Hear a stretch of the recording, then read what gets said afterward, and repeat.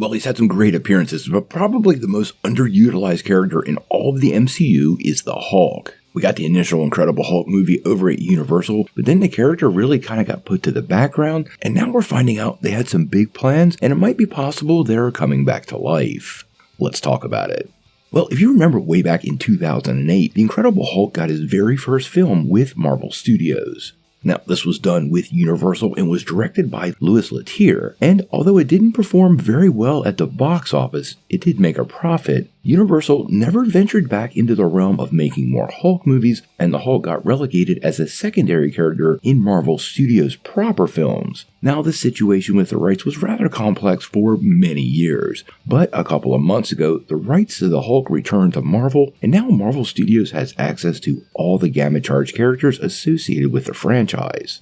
Now, this has gotten more interesting because Thunderbolt Ross is returning in Captain America: Brave New World, along with Samuel Stearns, who in that first movie was played by Tim Blake Nelson and was definitely teased in becoming the leader at the end of the film. Now, when that first Hulk movie came out, there were clearly plans to do some more, and that never happened because of some of these behind-the-scenes issues. Now, recently, the director was asked by comicbook.com directly about the sequels and what he had in store for us that never manifested. And he said, there was a whole sequel in the works. There was Grey Hulk, Red Hulks. There was a lot of good stuff that we were planning. The Hulk is a complex character within the Marvel Universe. You want the Primeval Hulk, the Rage Hulk, and then you go Grey Hulk and Smart Hulk. You lose a little bit and you get a bit more kiddish with it. But that was the fun of where I was in my movie. Now, let's break this answer down into two pieces, because one of the pieces is pretty relevant to what's coming up, but I want to talk about the Grey Hulk first. If you're a fan of Marvel Comics, you know the Hulk has been gray a couple of times.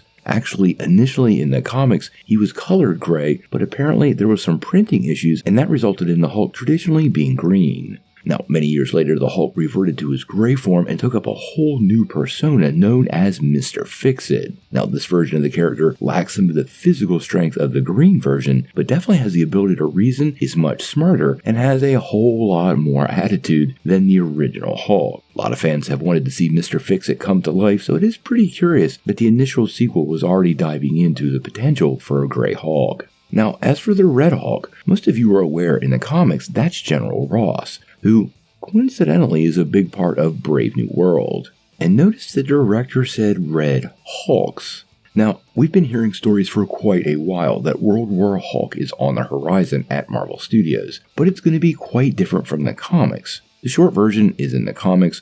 Now, when Marvel's Illuminati wanted to get rid of the Hulk, they sent him into space, and although it wasn't their plan, he ended up stranded on Sakaar. Now, on Sakaar, he made a new life for himself as a gladiator, very similar to Thor Ragnarok, but ultimately he faced off with the Red King, fell in love, almost completely setting up a really great life for the Hulk, only to have the ship that he arrived in explode and basically destroy the whole place. This saw him return to Earth with the intent to punish those that sent him into space in the first place and place the Hulk on a direct collision course with all of Marvel's heroes. Now, what we're hearing is the Marvel Cinematic Universe World War Hulk will indeed involve the Hulk, but more interestingly, it's going to involve lots of Hulks.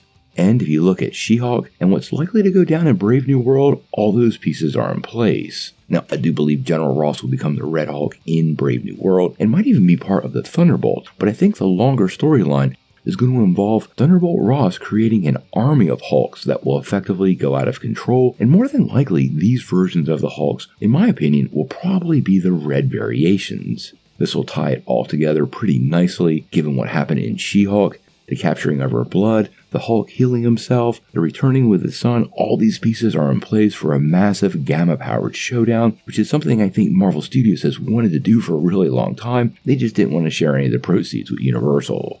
Obviously, we're all big fans of the Hulk, and it would be great to see him come to life again in his own solo movie. Although the She-Hulk series didn't end on a high note, it really did a pretty good job exploring some of the gamma aspects of the Marvel Universe and establishing some rules moving forward. And more than likely, some of these answers and more questions are going to come in Brave New World. But we're going to have to wait and see.